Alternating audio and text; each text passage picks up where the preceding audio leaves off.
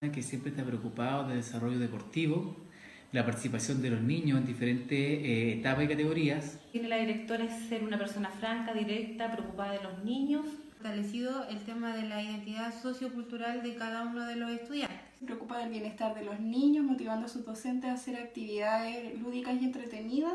Porque es una persona humilde, sencilla.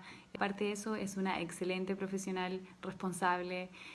Ha luchado para que esta escuela logre un nivel académico dentro de la comuna. De que ella ha sido una buena líder en el establecimiento y ha sabido llevar de buena forma el colegio. Ha marcado un antes y un después dentro del colegio, sobre todo con la inclusión educativa. Porque es una líder mapuche, tiene la capacidad de liderar en todos los ámbitos administrativos, gestión pedagógica, convivencia escolar.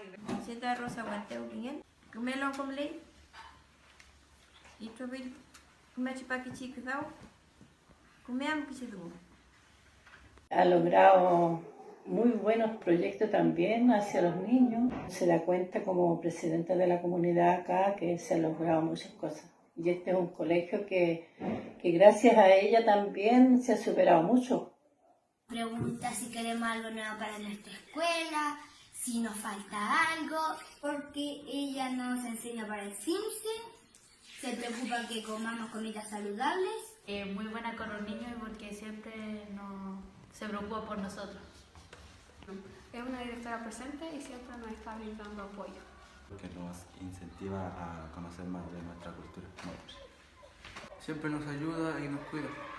Ella siempre está presente cuando la necesitamos.